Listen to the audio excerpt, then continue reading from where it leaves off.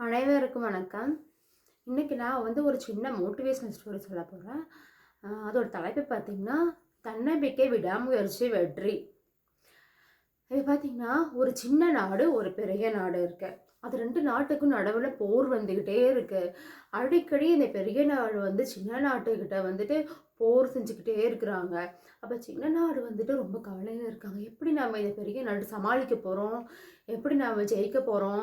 ஒரு வேளை நம்மனால ஜெயிக்க முடியலன்னா, அவிங்க நம்மள அழிச்சிருவாங்க. நம்ம நாட்டையே ஃபுல்லா அழிச்சிருவாங்க.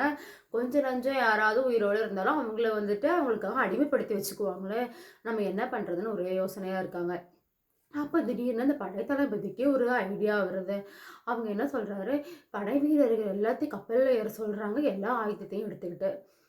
அதே மாரி எல்லா வீரர்களும் எல்லா ஆயுதத்தையும் எடுத்துட்டு கப்பல்ல ஏறிர்றாங்க. ஏறிட்டு அந்த பெரிய நாட்ட நோக்கி போயிட்டுருக்குறாங்க. அங்க போயிட்டு பக்கத்துல போனோன்னா, கப்பல்ல இருந்து இறங்கி எல்லா ஆயுதத்தையும் எடுத்து கீழ வைங்கன்னு சொல்றாங்க. எல்லாத்தையும் எடுத்து வச்சுட்டாங்க. கம்ப்ளீட்டா எல்லாம் எடுத்து வச்சாச்சு. என்னென்ன தேவையான திங்ஸ் இருந்துச்சோ எல்லாத்தையும் எடுத்து வச்சுட்டாங்க. வச்சுட்டு, ஓகே இப்ப கப்பல் எல்லாத்தையுமே கொளுத்திருங்க, தீ வச்சுருங்க அப்படின்னு சொல்றாங்க. அப்ப படை வீரர்களுக்கெல்லாம் ஒரே கவலையாயிடுச்சு. என்ன நம்ம எப்படி திருப்பி போறோம்?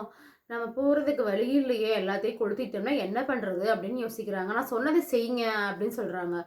சரின்னு சொல்லிட்டு எல்லா கப்பலையுமே தீ வச்சுட்டாங்க. எல்லாம் எரிஞ்சு சாம்பல் ஆயிட்டு இருக்குது.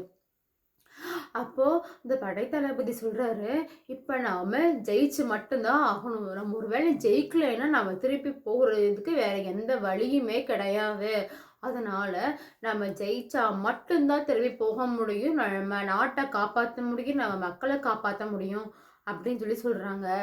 அப்போ வீரர்களுக்கு எல்லாத்துக்குமே ஒரு தனியா என்ன சொல்றது, ஒரு பெரிய பவர் வந்த மாரி இருக்கு. வேற வழி இல்ல நம்ம ஜெயிச்சாகணும். நம்ம உயிர காப்பாத்தி ஆகணும். நம்ம நாட்டு மக்கள காப்பாத்தி ஆகணும். நம்ம நாட்ட காப்பாத்தி ஆகணும்னு சொல்லிட்டு ஒரு பெரிய பவர் வந்த மாரி அவங்க ஓகே நம்ம இன்னைக்கு ஜெயிக்கிறோம். கண்டிப்பா ஜெயிக்கிறோம் அப்படின்னு சொல்லிட்டு கிளம்புறாங்க. எல்லாரும் கிளம்பி போய் போர் செஞ்சு ஜெயிச்சுட்டாங்க. சின்ன நாடு ஜெயிச்சிருச்சு. அப்போ இதுல என்ன நாம தெரிஞ்சுக்கிறதுன்னா, இந்த படைத்தளபதி எடுத்த அந்த ஒரு முடிவு தான், நல்ல முடிவு தான், இங்க அவங்களால ஜெயிக்க முடிஞ்சது. அவர் என்ன பண்ணாரு, திருப்பி போறதுக்கு பின்னாடி போறதுக்கு வழியே இல்ல. அப்படி ஏதாவது இருந்தா தானே நம்ம திரும்பி ஓகே நம்ம அப்ப போலாம், அப்புறம் பார்த்துக்கலாம்னு சொல்லிட்டு முடிவு பண்ணுவோம். நம்மளுக்கு இருக்கிறது ஒரே ஆப்ஷன் தான். அந்த ஒரே ஆப்ஷன்ல நம்ம ஜெயிச்சு மட்டும் தான் ஆகணும் அப்படின்னு இருக்கிறப்ப, கண்டிப்பா நம்ம ஜெயிச்சுருவோம் நம்ம. அது மாரி நமக்கு நான் ஒரு விஷயம் நம்ம ஜெயிக்கணும், நல்லா செய்யணும் அப்படின்னு சொல்லி எடுக்கும்போது, நம்ம பின்னாடி இருக்கிற தேவையில்லாத நெகட்டிவ்ஸ் எல்லாத்தையுமே நம்ம கம்ப்ளீட்டா அழிச்சிரணும்.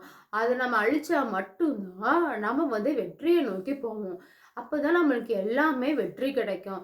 அத விட்டுட்டு நம்ம ஒரு பயத்துல, "இல்ல என்னால பண்ண முடியாது. எனக்கு ரொம்ப பயமா இருக்கு. நான் அதுக்கு தகுதியானவ இல்ல." அப்படின்னு சொல்லிட்டு பயந்தோம் அப்படின்னா, நம்மளால கண்டிப்பா ஜெயிக்க முடியாது. அதனால நம்மளுடைய நெகட்டிவ்ஸ் எல்லாமே கம்ப்ளீட்டா நம்ம அழிச்சிட்டோம் அப்படின்னா, நம்ம போற பாதை கரெக்ட்டா இருக்கும். நம்ம கண்டிப்பா ஜெயிப்போம். எல்லாத்துலயும் வெற்றி கிடைக்கும். Thank you.